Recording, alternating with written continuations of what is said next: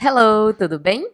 Nessa aula eu vou te ensinar como se fala segue abaixo, segue anexado, geralmente num e-mail, tá? Então, por exemplo, vamos supor que você tem que escrever para alguém. Segue o relatório de vendas dessa semana. Ou então, segue anexado o contrato revisado.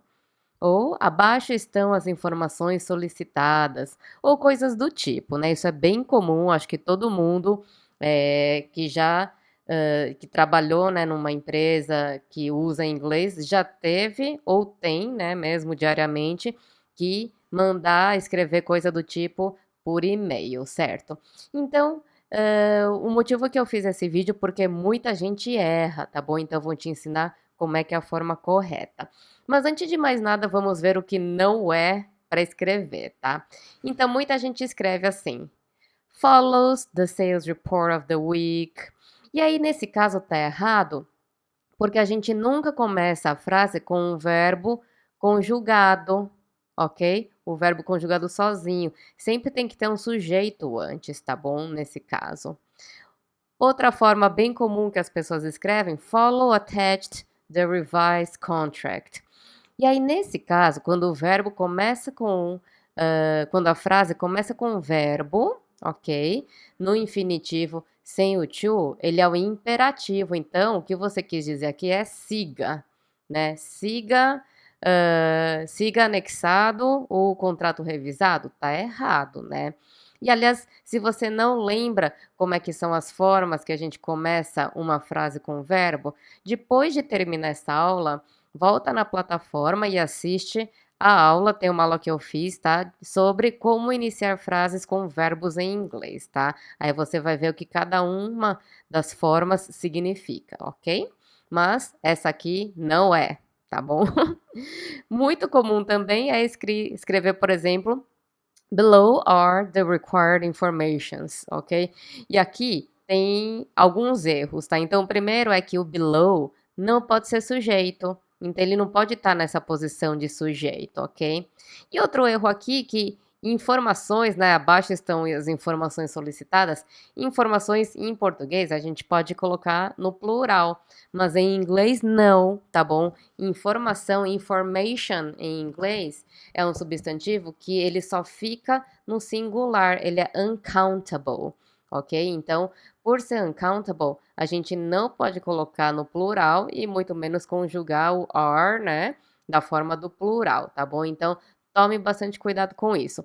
E se você também tiver dúvida sobre substantivos incontáveis, também já tem um vídeo sobre isso, tá? Já tem uma aula sobre isso e quando você terminar, assista a essa aula, ok? De substantivos incontáveis, alright? Bom, vamos aqui então. Então, aqui você viu que não é, ok? Então, vamos ver o que é. O que que você pode usar. Então, aqui tem algumas opções para você, ok? Por exemplo, você pode falar see below the sales report of the week. See below. E aqui, por que que eu posso começar com see? Porque lembra que eu falei agora há pouco que quando eu começo a frase com um verbo no infinitivo, sem o to, sem ing, é um imperativo. Então, falando veja abaixo, ok? O relatório de vendas da semana. Então, eu posso começar com veja, ok? Veja abaixo. Aí tá certo, tá bom? E aqui, the sales report of the week, você pode trocar de acordo com o que você está enviando, ok? See below the information you've requested.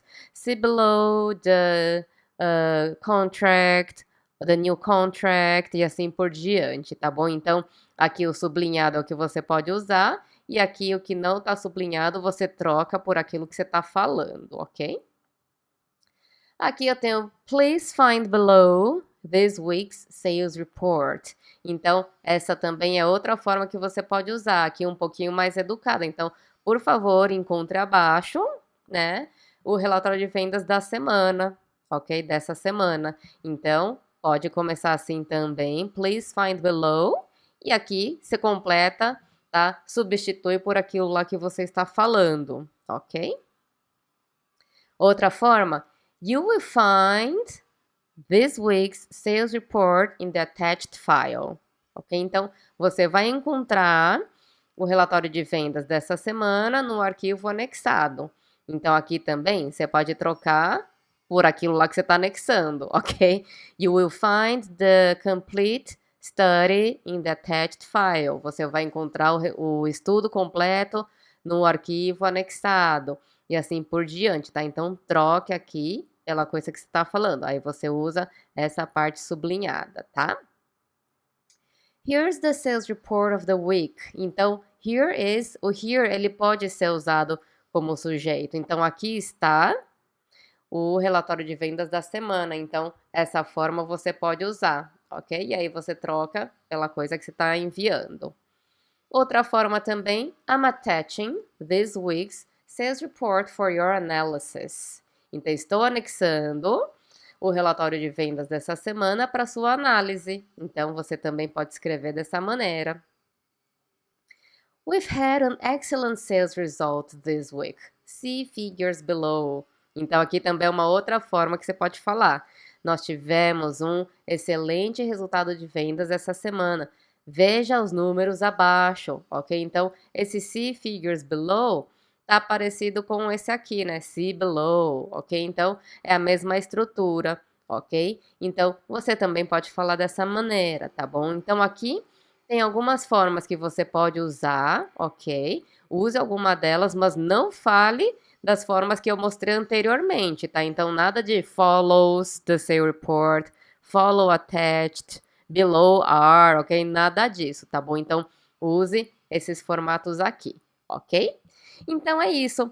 Espero que você tenha entendido, tá? Lembre-se de usar algum desses formatos. Eu trouxe aqui várias opções para você, ok? Não precisa sempre usar a mesma forma, tá? Mas o importante é não usar a forma errada, tá?